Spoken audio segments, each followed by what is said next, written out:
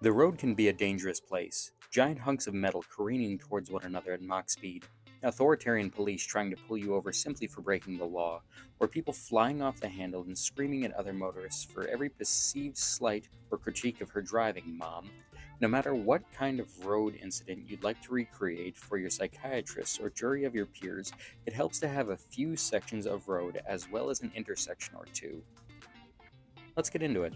First, grab a piece of peel and stick corkboard from the dollar store and a piece of chipboard, and do exactly that. Peel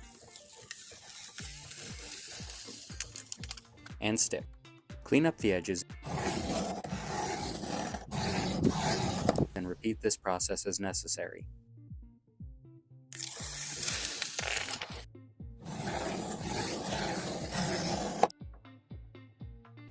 Make sure to save your offcuts as they can be used later to fill your garbage can. If the dollar store is out of cork, you can spend way too much money on the foam back stuff at Walmart and use a heat gun to loosen the glue and peel off the cork.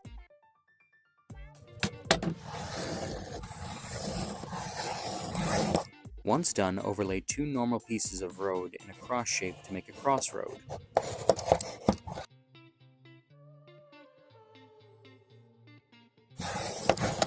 To fix any chips in your corkboard, find the shiftiest looking pair of clippers in your drawer and go to town.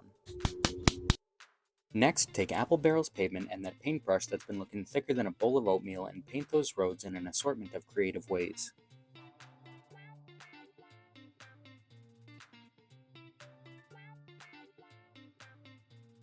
For example, after getting out my shifty clippers again, I'm going to paint one of these like those lawn mowing videos my dad likes.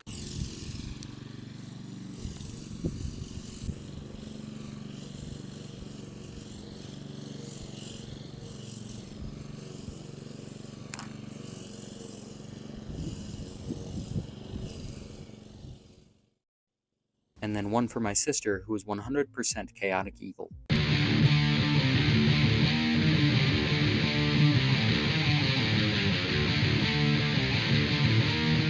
Once that's done, wash up, finish painting your roads, and start the process anew, cutting two half pieces to make your set of roads more modular.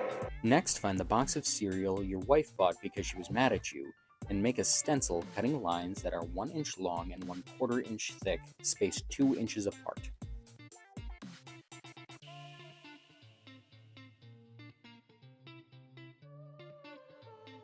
Pop those bad boys out and lay the stencil over the middle of the road and lightly brush on apple barrels bright yellow.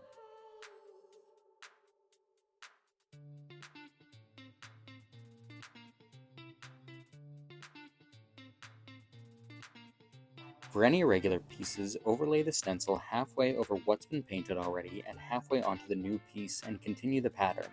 Once done, give everything a second coat. Next, grab the other half of that box of disappointment and make another stencil 1/4 inch wide and about 8 inches long. Align this new stencil with the interior corners and paint a line with apple barrels white to make an intersection.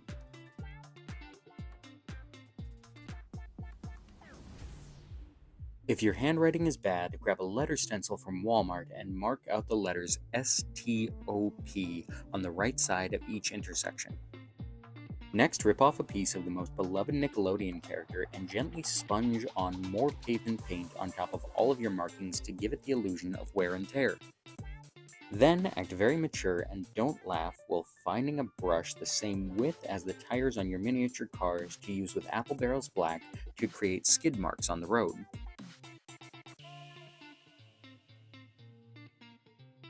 Lastly, infuriate your parents by daring to use the printer and print off a few miniature stop signs. Lightly paint the back black and cut them out. Grab a paintbrush, your shifty clippers, and some toothpicks. Cut the toothpicks about 2 inches long and paint with English ivy green. Then, using a hot glue gun and a lid from a disposable lasagna pan, create bases for the stop signs. Attach the toothpicks to the lasagna bases and sprinkle them with sour cream that's so old that it's turned into construction sand.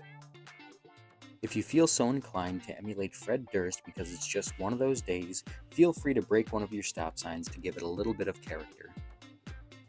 After taking a trip to the intersection of Like and Subscribe and recreating Cormac McCarthy's second best novel, these roads can be a welcome addition to any wargame or tabletop RPG.